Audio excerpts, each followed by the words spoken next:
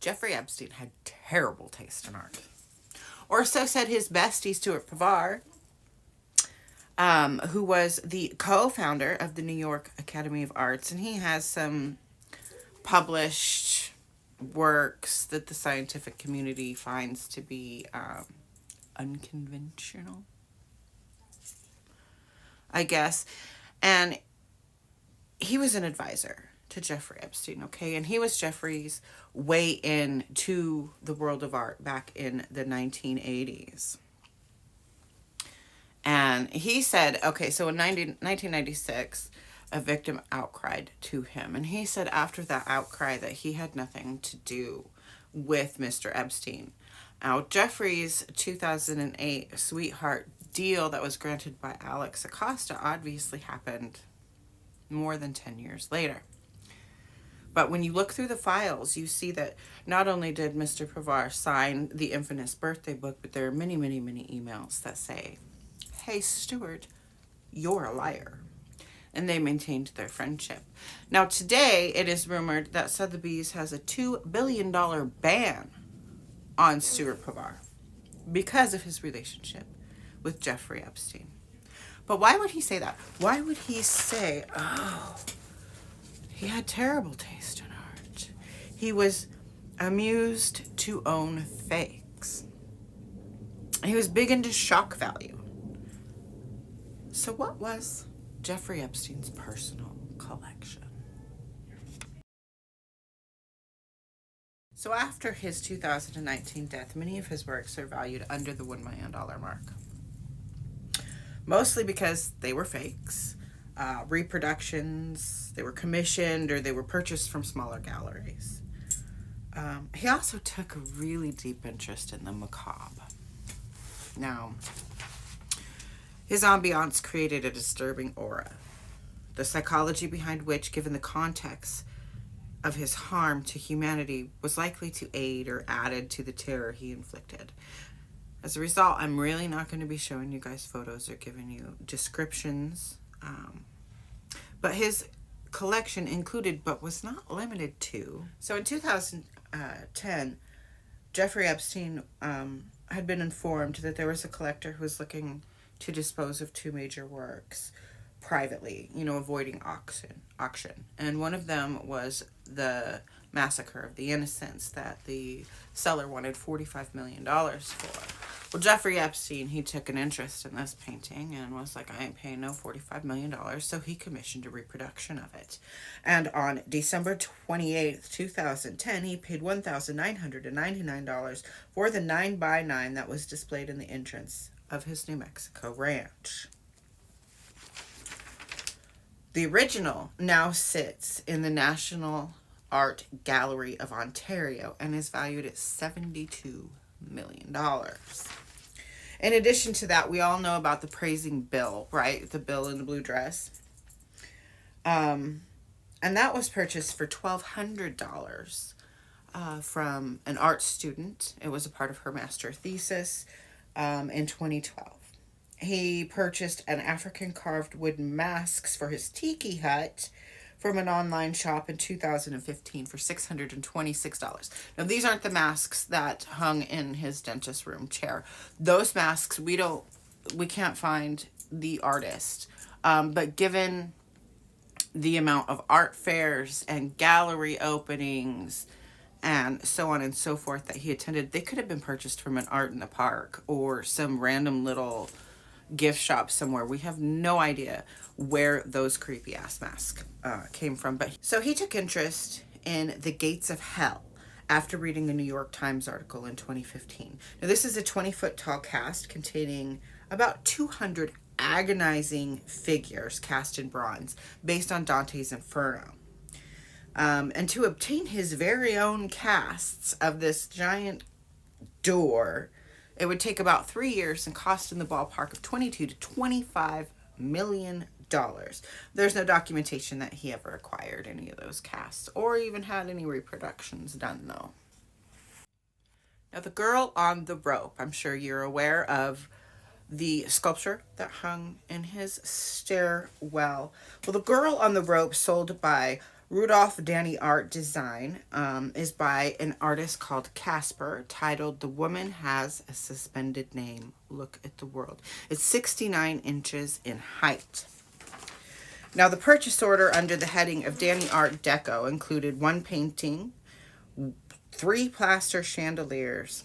But on that day that he went to that little shop, he also took interest in a marble statue and a bronze gorilla statue. And it appears he haggled his way into a 28% discount on that purchase, paying less than 33,000 euros for the whole order. In 2017, Jeffrey Epstein ordered a set of teeth from India for $200. He also had a set of vintage prosthetic eyeballs that hung in the entrance to his, I believe, his New York home. Just kind of staring at you. We do know he took interest in contemporary art, some simple and easy to enjoy, very easy on the eyes, and some disturbingly abstract. Works from Corey Beardsley, Emily Adams, Holly Ann Sailors, and Christy Gordon he took interest in. In 2015, he purchased a contemporary piece by Shauna Law for $1,850 through ArtSpace. He ordered at least 2 oil-on-canvas images that were made from photos from a place called Paintings to Go, one titled Sky Clouds, a 24 by 30 oil-on linen, for between $595 to $695. In 2017, another 48 by 36 he would order from Paintings to Go that they titled Cutie Pie, after removing some what looked like reflections found in the photo's background that resembled angel wings. He paid $725 for that via PayPal. There was a bronze statue titled The Archer by author Dupange, Dupange, in his collection, but that was a faux. George Alvarez's 1995 coming-of-age ceremony in 83 by 126 is believed to be the real deal. The Head of Lust in 1880 bronze sculpture sat on his desk by August Rodin, as well as another faux Rodins and some Max Webers. There was Volungio and His Children by John Baptiste. There was a 2008 titled Trash by Matteo Nanani. He also commissioned a mural of himself in a prison scene. There was Damien Lau's Pink Tomato, and also it found in his own were Lauren Sackman's erotic works in photography. His collection also included taxidermy. There was one large cat found in his study, as well as a small gray dog. And found in his photo rolls were pictures of other taxidermy creations. It looks like he was interested in 3-headed vultures and winged cats. He also commissioned a chess set made of scantily clad young women with him as the emperor for $5,000. But his collection doesn't only include macabre and fakes, it also includes items of historical or religious importance. He framed a hand-drawn map of Israel from the former prime minister of Israel. In 2017, he acquired 3 pieces of the Kitzwa, a sacred cloth in Islam, from the UAE. It was shipped as artwork, thus adding to the psychology of abuse by essentially taking something sacred or something pure, and then by possessing it, making it a trophy, tainting its purity. He also claimed that the work of the ceiling of his elevator was a gift from the Pope. Now, there's reasons to believe that he was lying. Shocker. Although, there are pictures of him with the Pope. In 2020, a white-collar crime was reported to the FBI under art theft, art fraud, and art forgery. An artist the age of 19 in 1996 reported through her friends in high society that she had come into Jeffrey Epstein's circle. Subsequently, her portfolio would be stolen from LA, one of which would be Bill's head painted on Hillary's body. She claimed that 3 of her paintings are now a part of Jeffrey Epstein's estate, one of which is credited to Patrina Ryan Khalid. The original depicting Dan Quayle, whose face was painted over or forged to depict George W. Bush. This artist's original said their painting had a note tacked to the wall with the potato spelled wrong. They had signed the piece in pen on the front of the desk. They claim other pieces stolen in the 90s can be found in other prominent places. Now, it's unclear to me if the FBI actually investigated further, but there is digital evidence in the files labeled 1B140 to 1B146 that were provided. While the claimant did name several pieces, the one that is in question today is titled War Games, credited to Patrina Ryan Khalid, who was a student of the New York Academy of Art. She painted it as a part of her master's thesis in 2012. This would be during David Kratz's time. He had met with Jeffrey Epstein in 2013. Now, Patrina, a former assistant of Jeff Koons, who Jeffrey Epstein had visited his gallery in 2006 and had dinner with Jeffrey on September 4th, 2013 at the invitation of Neil Gershenfield, who was a part of the MIT Media Labs and accused of accepting donations from Epstein. He was a regular participant in the Edge Network, where Jeffrey Epstein was in regular attendance.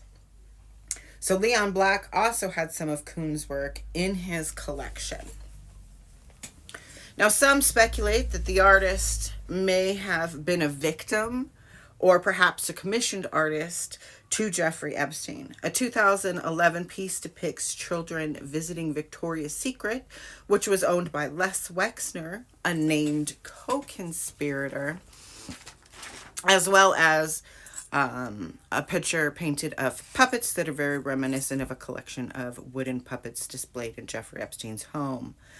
Others claim that she's gone missing. She does keep a very low profile, but she does have a profile on SAATCHI Art. And she hasn't made any public statement based on this claim, and it is unclear to me whether or not the FBI actually ever investigated it. So there are also claims from a major art heist on March 18th, 1990, where 2 men dressed as police stole 13 works of art. The claims say that some of those arts, 2 pieces in particular, were described in the Epstein files. But the representatives of Isabella Stewart Garden Museum say no, that's not true. And the case remains unsolved. Now, there were many more faux and unsigned pieces across his 4 properties.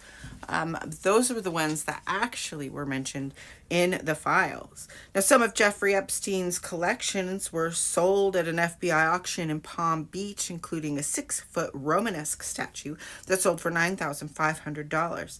It had sat in the New York property. It's believed that Jeffrey Epstein didn't actually buy this sculpture, that it came with the house, which Lex Wessner, who was a collector of Picassos and a named co-conspirator with a list of allegations going back decades, had gifted to Jeffrey Epstein. So Jeffrey Epstein was involved with a lot of LLCs, going back to 2006 at least.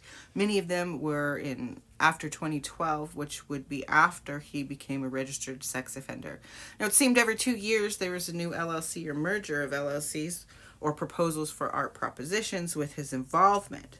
They were included but not limited to USHABTI LLC, Sublime Art LLC in 2014 to 2015, Narrows Holding LLC in 2014, APO1 Trust, and APO2 Trust. There was the 7 Art Group in 2006, whose founders worked with John Luke Brunel. Their names were Franciscos and John Trabelsi. Trabelsi? I don't know.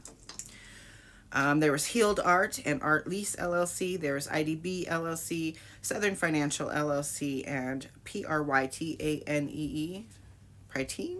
I don't know, LLC in 2016.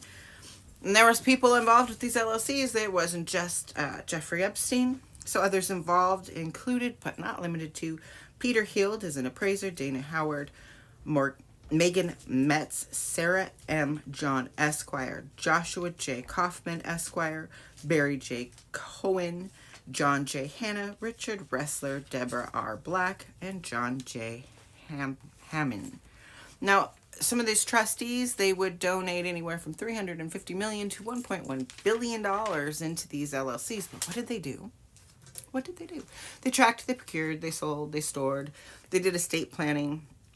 So in the art world, you can loan out art, you can gift art, you can store art, you can take out collaterals against art, and most of them come with either really amazing incentives, tax incentives, or tax breaks, or low APRs.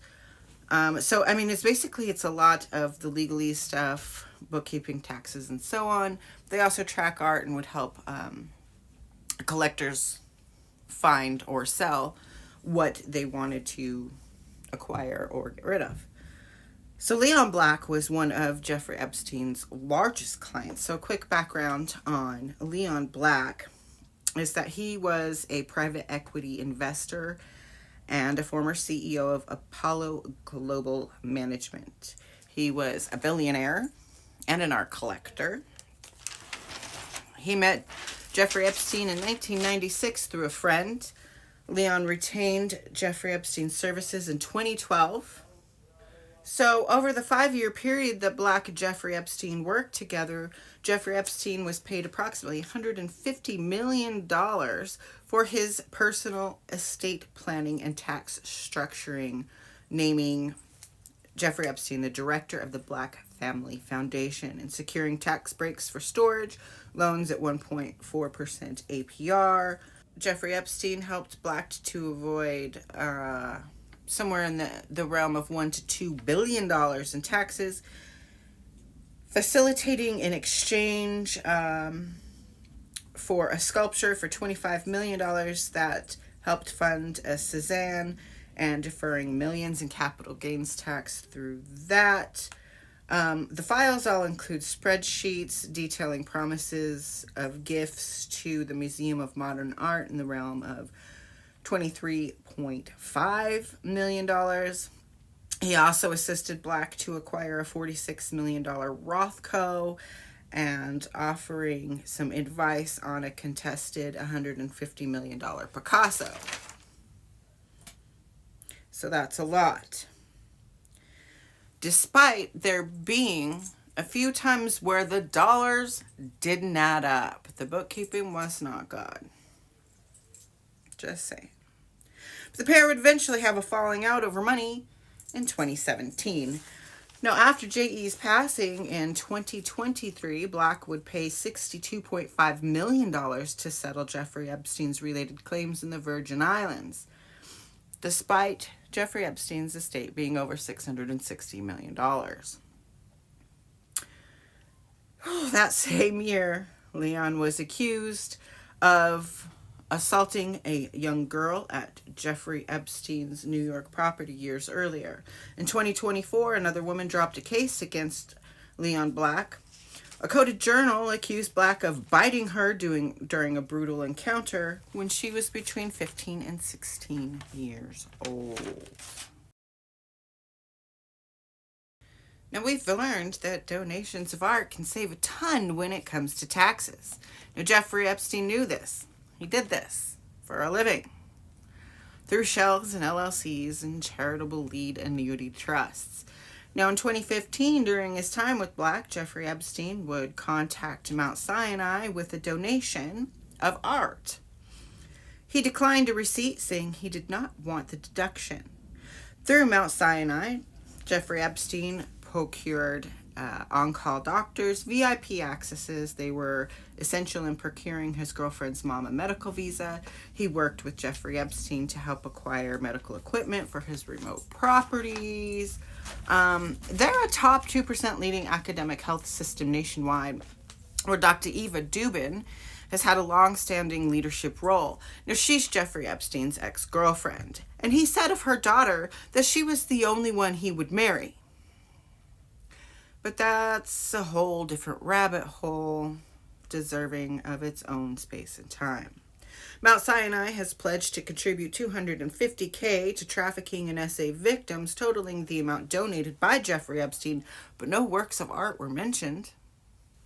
Anonymous purchases, intermediary shells and offshore accounts, third parties and free ports. The world of art is secretive, with loose regulations and subjective to valuations. Something's only worth what another's willing to pay. Back in 2017, there was this Russian dude. His name was Dmitry, right? And he had this big old mansion in Palm Beach. And he sold a painting. Maybe you know of it. It's by a little artist named Da Vinci. Looks like this. Anyway, so he sells this painting. He sells it to a Saudi Arabian crown prince for $450 million or something like that. But the thing is that painting was really only worth $1.5 million. But here's the thing about worth, right? Something's worth what somebody's willing to pay for it. He was willing to pay $450 million, therefore it was worth $450 million. But anyway, there's all this controversy around that sale, right? And people were saying all kinds of shit, like it was a money laundering scheme, right? And then experts came out and was like, calm down with the conspiracy theories. It was a sale of a very important historical piece of art. And like I said, it sold for $450 million, so therefore it's worth $450 million. But tell me why. I'm reading through some particular emails, and one JE is writing to an MF on May 30th, 2019. He says, is it a coincidence that the Russian that bought the house in Palm Beach and knows all is the same guy that sold a painting last year to MBS for $450 million that was only worth 1.5? So M. Wolf responds to JE, so MBS was paying him off? Question mark. Why? Question mark. Ideas? Question mark. To which JE responds, maybe as a favor to DT in exchange for Yemen and Iranian support. Smells, doesn't it? Controversy was saying that maybe that those funds were being used to, help get a particular person elected in the United States in the 2020 election. And again, that's all speculation, and it all turned out to, be just a conspiracy theory. There's no proof to anything. I'm just going down a rabbit hole with my curious little mind. So I'm wondering, I'm like, okay, well, I don't really know what's been happening with Iran and Yemen, and I don't really follow geopolitics all that closely, although I am getting kind of interested in it lately. Anyway, listen. So the U.S. role between Yemen and Iran primarily involves countering Iran's influence by targeting the Houthi. Is that how you say it? I don't even know. Through airstrikes in Yemen to stop Red Sea attacks. And when you think about everything that's going on in South Sudan and everything, it all comes down to controlling the Red Sea, right? Am I wrong? Anyway, just a real quick, rough overview, right? But I guess the U.S. has conducted extensive airstrikes against the Houthi radar drone sites and leaderships, often alongside UK, according to this, under operations like Rough Rider. Why do we name the shit we name it? Come on, Rough Rider. Okay. I need a minute after that one. But it's the support for the Saudi-led coalition and its own strikes that have been criticized for making the Yemen severe humanitarian crisis worse. And I wish I could find it, but I can't. because there's so many freaking emails. But there was an email from someone, and I'm not sure because J.E. seems to talk to M. Wolf and a particular person whose name rhymes with Cannon quite a bit in these emails. And it might have been just them chatting and speculating over conspiracy theories they heard, just like these emails may have been, right? But he had an email, and I don't remember what it was, but it was someone asking him to deliver information or help in brokering a ceasefire deal in Yemen. And J.E.'s response was something along the lines of, "That's not usually what I do. I'm the money man." What? Why are non-elective officials...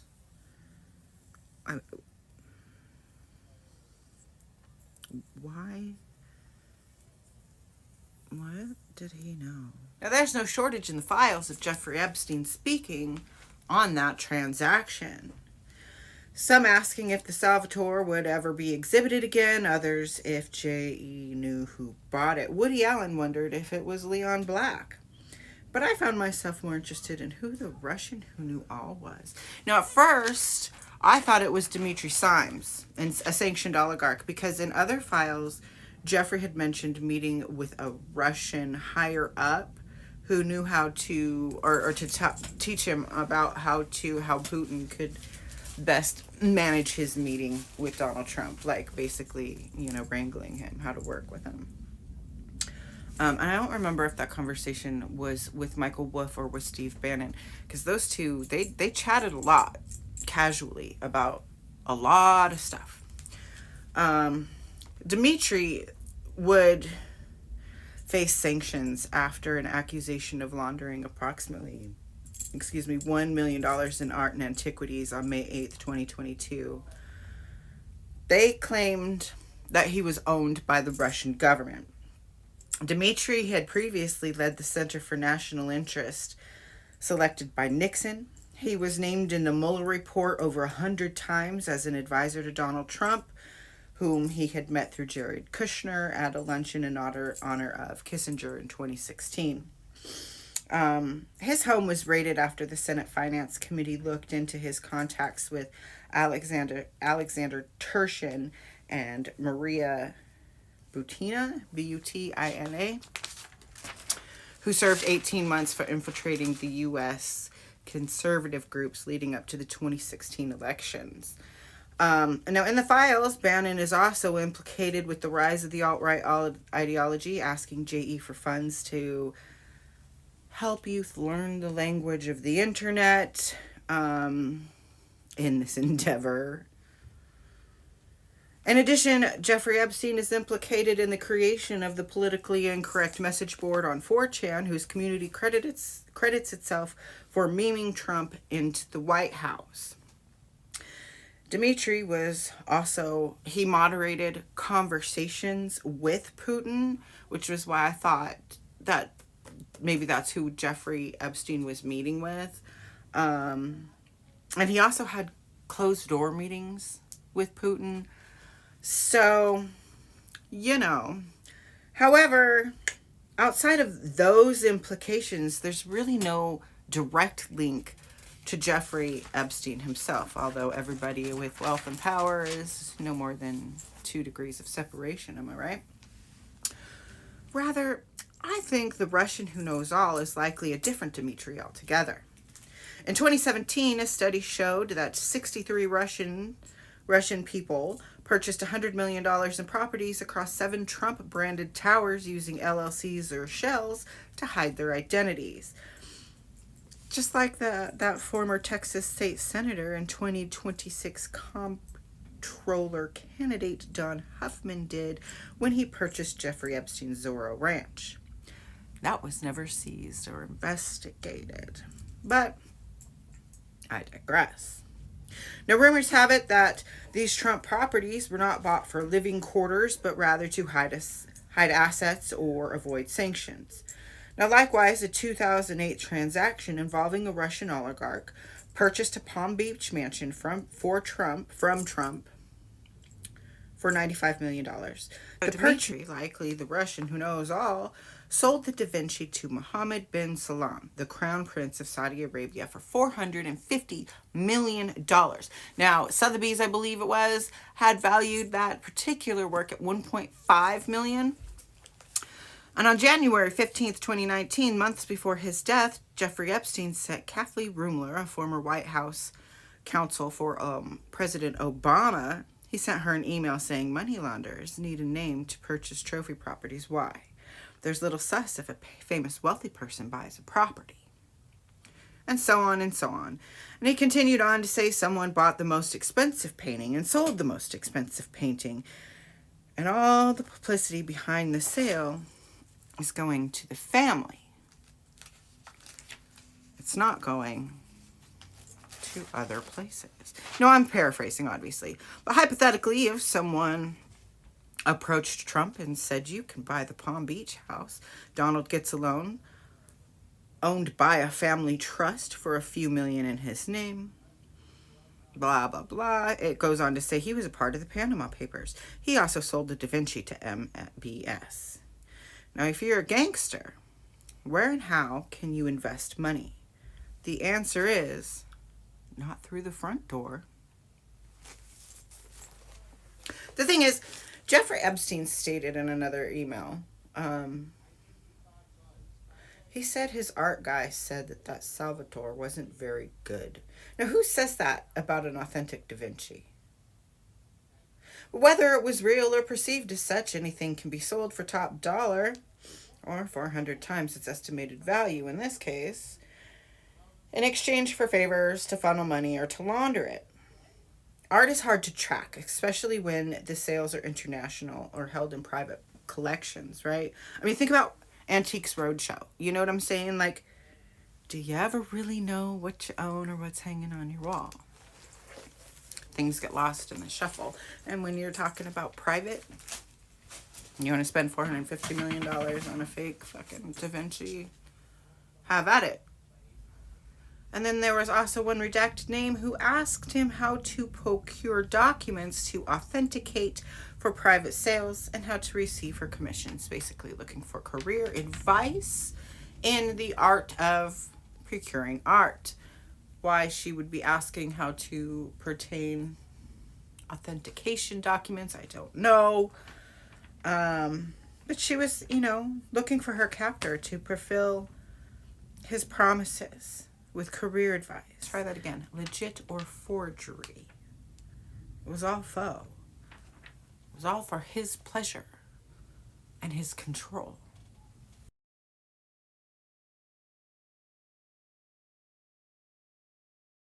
In a 2017 email, Neri Oxman of MIT was looking for funding for a set of death masks. Now, she praised and credited Jeffrey Epstein for Vespers. That was a 2016 to 2018 set of 15 3D printed death masks. The masks were essentially designed to take and hold somebody's last breath so that they could use synthetic biology to explore the transition between life and death. Now, in addition to Ohio through Lex Wexner and MIT, there's always the NY Academy of Art, which J.E. sat on the board for from 87 to 94, becoming friends with Eileen Guggenheim. In 95, he invited a group of students to the then under construction Zorro Ranch. It was an all expenses paid artist retreat of sorts. He and Ghislaine hung a plastic skeleton in the closet as a prank, which none of the students took as a surprise. Now, Maria Farmer would be in attendance with promises of sales and commissions, and the treat would later be described as bizarre and competitive. Maria would later outcry to Eileen Guggenheim, who thought the incident did not rise to the level that required intervention. The young artist also outcried to J.E.'s best pal, and within moments of doing so, J.E. arrived, and Stuart Pavar found it to be sus. Just a little sus. And claimed to end their friendship there. We've already established that the files show otherwise. Maria Farmer was J.E.'s first whistleblower. Okay? And it would be a decade before his first indictment. Today, her artwork shows the levels and depths of his circle's depravity. We